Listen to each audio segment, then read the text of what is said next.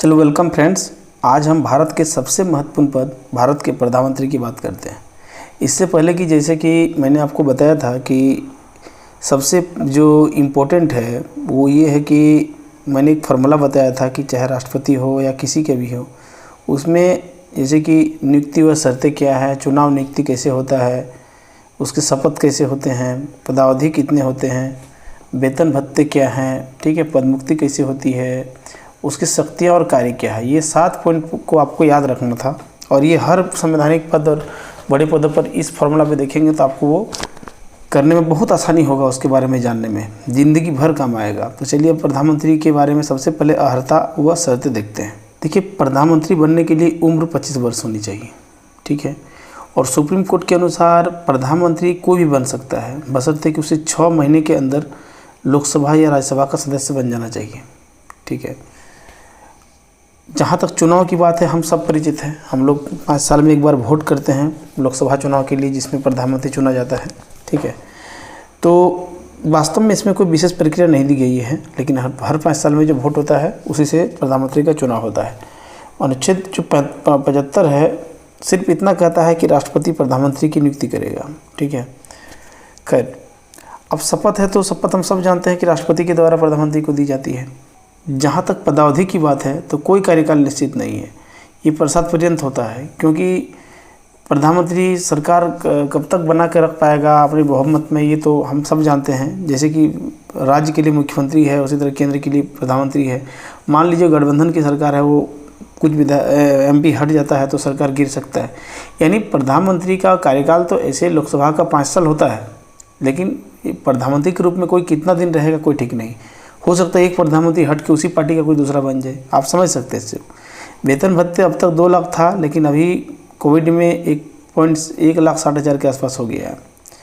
जहाँ तक पदमुक्ति की बात है प्रधानमंत्री की, तो सिंपल सी बात है कि यदि वो लोकसभा में बहुमत खो दे, ठीक है, या बर्खास्तगी, मतलब ये तब होता है जब वो बहुमत खो दे या विश्वास मत खो दे, ठीक है। उसके बावजूद भी प्रधानमंत्री यदि इस्तीफा नहीं देता है तो राष्ट्रपति को ये विवेकाधीन शक्ति होता है कि वो उसे बर्खास्त कर सकता है। एक होता है कि पदमुक्ति का कि खुद ही त्यागपत्र दे दे या उनकी मृत्यु हो जाए। अब प्रधानमंत्री के हम शक्तियां और कार्य देखते हैं।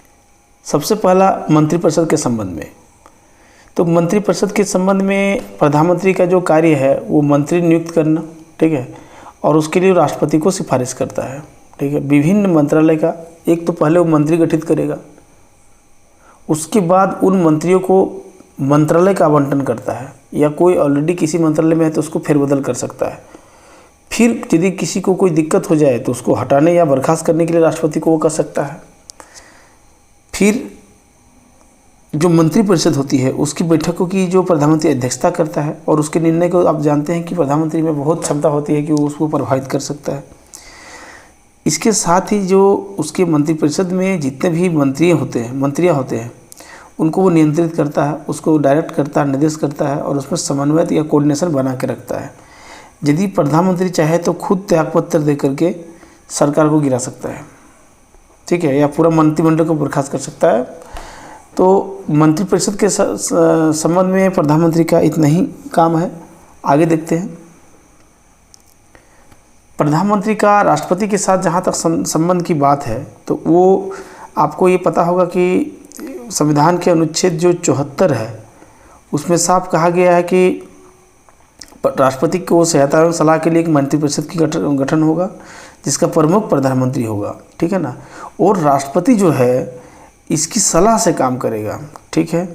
हालांकि राष्ट्रपति चाहे तो मंत्रिमंडल के किसी बात को, किसी सलाह को पुनर्विचार के लिए कह सकता है, लेकिन ध्यान रखें कि पुनर्विचार के बाद भी यदि वो सलाह वही सलाह देता है तो उसको मानने के लिए बाध्य होगा। अगला है अनुच्छेद 75। तो 75 कहता है कि प्रधानमंत्री की नियुक्ति जो है राष्ट्रपति करेगा, ठीक है, और प्रधानमंत्री की सलाह पर अन्य मंत्रियों की नियुक्ति करेगा, ठीक है। एक चीज़ हो गया। दूसरी बात है कि मंत्री जो होंगे वो राष्ट्रपति के पश्चात पर्यंत अपने पद पर बने रहेंगे, मतलब कोई कार्यकाल निश्चित नहीं है, कोई कितना दिन रहेगा। उसके अलावा मंत्रिपरिषद जो है वो लोकसभा के प्रति सामूहिक रूप से उत्तरदायित्व होता है। ध्यान रहिए, बार बार पूछा है पीटी में, तो समझ में आ गया कि प्रधानमंत्री की नियुक्ति राष्ट्रपति करेगा और उनके सलाह पर वो मंत्रियों की नियुक्ति करेगा, और मंत्री जो है वो प्रसाद पर निरंतर रहेगा, और पूरे मंत्रिपरिषद जो है लोकसभा के प्रति उत्तरदायित्व होगा। अगला अनुच्छेद देखते हैं 78।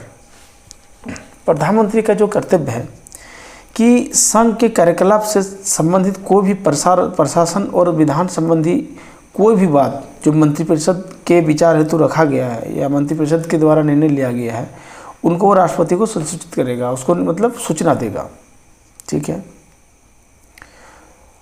संघ के कार्यकलाप के प्रशासन और विधान संबंधी विषयक प्रस्तावना संबंधी यदि राष्ट्रपति उसकी जानकारी मांगता है, सेम चीज़, एक तो वो खुद कर्तव्य है कि वो राष्ट्रपति को संसूचित करेगा, देगा, सूचना पत्राचार करेगा, और यदि मान लीजिए नहीं देता है और राष्ट्रपति मांगे तो उसे देगा वो।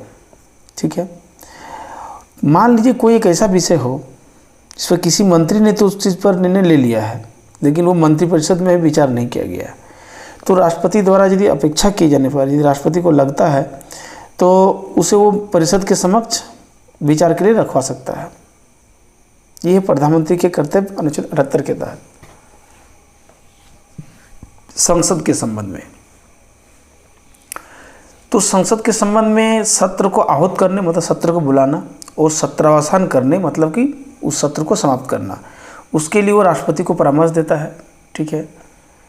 अभी हम लोगों ने राष्ट्रपति के अधिकारों के बारे में पढ़े थे कि संसद के सत्र को आहूत करना, सत्रावसान करना या विघटित करना, ये जो पढ़े थे राष्ट्रपति का। ध्यान रहे, राष्ट्रपति का पावर पूरी तरह से सरकार के सलाह पर ही होता है, उसीलिए राष्ट्रपति के बारे में कहा गया है कि वो रबर स्टंप है।